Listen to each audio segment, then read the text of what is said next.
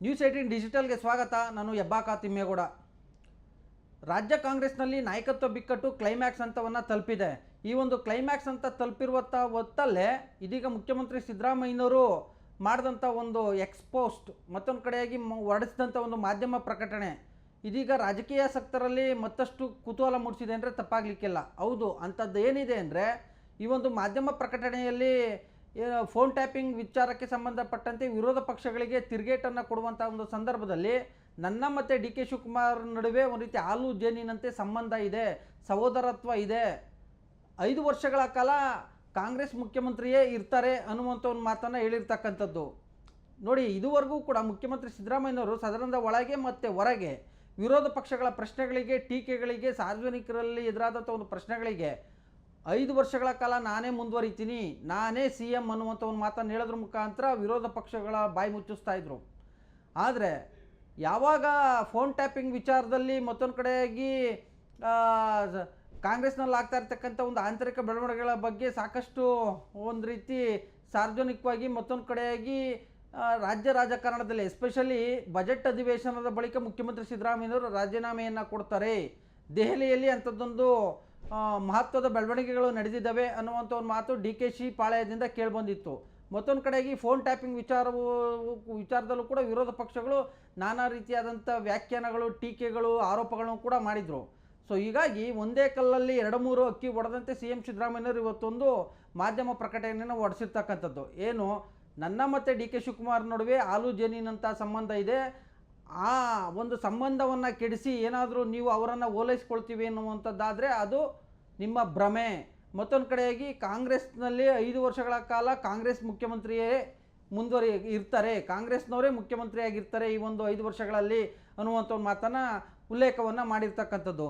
So ಇದು ಎಲ್ಲೊಂದು ಕಡೆಯಾಗಿ budget ಅಧಿವೇಶನದ ಬಳಿಕ ಮುಖ್ಯಮಂತ್ರಿ ಸಿದ್ದರಾಮಯ್ಯನವರು ಪದತ್ಯಾಗವನ್ನು ಮಾಡ್ತಾರಾ, ಡಿ ಕೆ ಶಿವಕುಮಾರ್ ಅವರಿಗೆ ಅಧಿಕಾರ ಹಸ್ತಾಂತರವನ್ನು ಮಾಡ್ತಾರಾ, ಹೈಕಮಾಂಡ್ ಬಜೆಟ್ ಅಧಿವೇಶನದ ಬಳಿಕ ಮುಖ್ಯಮಂತ್ರಿ ಸಿದ್ದರಾಮಯ್ಯನವರಿಗೆ ಪದತ್ಯಾಗಕ್ಕೆ ಸೂಚನೆಯನ್ನು ಕೊಟ್ಟಿದ್ಯಾ? ಈ ರೀತಿಯಾದಂಥ 10 ಹಲವಾರು ಕುತೂಹಲಗಳು ಇದೀಗ ಮತ್ತಷ್ಟು ಹೆಚ್ಚು ಆಗಿರ್ತಕ್ಕಂಥದ್ದು. ಈ ಎಲ್ಲ ಬೆಳವಣಿಗೆಗಳ ನಡುವೆ ಡಿ ಕೆ ಶಿವಕುಮಾರ್ ಅವರು ಕೂಡ ಪ್ರತಿಕ್ರಿಯೆಯನ್ನು ಕೊಟ್ಟಿರ್ತಕ್ಕಂಥದ್ದು. ಏನು, ಹೌದು, ಮುಖ್ಯಮಂತ್ರಿ ಸಿದ್ದರಾಮಯ್ಯನವರು ನನ್ನನ್ನು JDSನಲ್ಲಿದ್ದಾಗಿಂದಲೂ ಕಾಂಗ್ರೆಸ್ಸಿಗೆ ಬಂದಾಗಿಂದಲೂ ನೋಡಿದರೆ ಅವರ ಮತ್ತು ನನ್ನ ನಡುವಿನ ಸಂಬಂಧ ಹಾಲು ಜೇನಿನಂತೆ ಇದೆ ಅನ್ನುವಂಥ ಒಂದು ಮಾತನ್ನು ಹೇಳಿರ್ತಕ್ಕಂಥದ್ದು. ಮತ್ತೊಂದು ಕಡೆಯಾಗಿ ನಾನು ಪವರ್ಗೋಸ್ಕರ ಹೋರಾಟ ಯಾವತ್ತೂ ಕೂಡ ಮಾಡಿದವನಲ್ಲ, ನಾನು ಸ್ಟ್ರೀಟ್ ಫೈಟರ್ ಅನ್ನುವಂಥ ಒಂದು ಮಾರ್ಮಿಕವಾದಂಥ ಒಂದು ಮಾತನ್ನು ಕೂಡ ಹೇಳಿರ್ತಕ್ಕಂಥದ್ದು. ಅಷ್ಟೇ ಅಲ್ಲ, ನಾನು ಮುಖ್ಯಮಂತ್ರಿ ಆಗಬೇಕು ಅಂದರೆ ಯಾವ ಶಾಸಕರು ದೆಹಲಿಗೆ ಹೋಗಬಾರ್ದು, ಬಾಯಿ ಮುಚ್ಕೊಂಡು ಇರಬೇಕು ಅನ್ನುವಂಥ ಒಂದು ಮಾತನ್ನು ಇವತ್ತು ಡಿ ಕೆ ಶಿವಕುಮಾರ್ ಅವರು ಹೇಳಿರ್ತಕ್ಕಂಥದ್ದು. ಸೊ ಹೀಗಾಗಿ ಒಂದು ಕಡೆಯಾಗಿ ವಿರೋಧ ಪಕ್ಷಗಳು, ಮತ್ತೊಂದು ಕಡೆಯಾಗಿ ಡಿ ಕೆ ಬಣದ ಬಾಯಿ ಮುಚ್ಚಿಸುವಂಥ ನಿಟ್ಟಲ್ಲಿ CM ಸಿದ್ದರಾಮಯ್ಯನವರು ಮಾಧ್ಯಮ ಪ್ರಕಟಣೆಯನ್ನು ಹೊರಡಿಸಿದ್ರೆ ಎಚ್ಚರಿಕೆ ಹೆಜ್ಜೆಯನ್ನು ಇಟ್ಟಿರ್ತಕ್ಕಂಥ ಡಿ ಕೆ ಶಿವಕುಮಾರ್ ಅವರು ನನ್ನ ಪರವಾಗಿ ಯಾರೂ ಕೂಡ ದೆಹಲಿಗೆ ಹೋಗಬಾರ್ದು ಅನ್ನುವಂಥ ಒಂದು ಮಾತನ್ನು ಹೇಳೋದ್ರ ಮುಖಾಂತರ ಇದೀಗ ನಾನು ಸ್ಟ್ರೀಟ್ ಫೈಟರ್, ಅಧಿಕಾರದ ಹಿಂದೆ ಹೋಗೋದಿಲ್ಲ, ನಾನು ಯಾವತ್ತೂ ಕೂಡ ಮುಖ್ಯಮಂತ್ರಿ ಬಗ್ಗೆ ಅಥವಾ ನಾಯಕತ್ವ ಬದಲಾವಣೆ ಆಗುತ್ತೆ ಅನ್ನುವಂಥ ಮಾತನ್ನು ಯಾವತ್ತೂ ಕೂಡ ಹೇಳಿಲ್ಲ, ಪಕ್ಷದ ಅಧ್ಯಕ್ಷನಾಗಿ ಆ ಕುರ್ಚಿಗೆ ಬೆಲೆಯನ್ನು ಕೊಟ್ಟಿದ್ದೀನಿ, ಕುರ್ಚಿಗೆ ಗೌರವವನ್ನು ಕೊಟ್ಟಿದ್ದೀನಿ ಅನ್ನುವಂಥ ಮಾತನ್ನು ಕೂಡ ಹೇಳಿರ್ತಕ್ಕಂಥದ್ದು. ಸೊ ಈ ಮೂಲಕವಾಗಿ ಉಭಯ ನಾಯಕರಿಬ್ಬರೂ ಕೂಡ ತಮ್ಮ ರಾಜಕೀಯ ನಡೆಯ ಬಗ್ಗೆ ಗೌಪ್ಯತೆಯನ್ನು ಕಾಪಾಡಿಕೊಳ್ಳೋದ್ರ ಜೊತೆಗೆ ರಾಜಕೀಯ ಲೆಕ್ಕಾಚಾರವನ್ನು ಕೂಡ ಹಾಕೋದ್ರ ಮುಖಾಂತರ ಇದೀಗ ಹೇಳಿಕೆಗಳನ್ನು ಕೊಡ್ತಾ ಇದ್ದಾರೆ. ಸೊ ಈ ವಿಡಿಯೋ ನಿಮಗೆ ಇಷ್ಟ ಆಗಿದ್ದರೆ ಲೈಕ್ ಮಾಡಿ, ಕಾಮೆಂಟ್ ಮಾಡಿ, ಶೇರ್ ಮಾಡಿ. ಕ್ಯಾಮ್ರಾಮನ್ ಕೊಂಡಯ್ಯ ಜೊತೆ ಹೆಬ್ಬಾಕ ತಿಮ್ಮೇಗೌಡ, ನ್ಯೂಸ್18 ಕನ್ನಡ, ಬೆಂಗಳೂರು.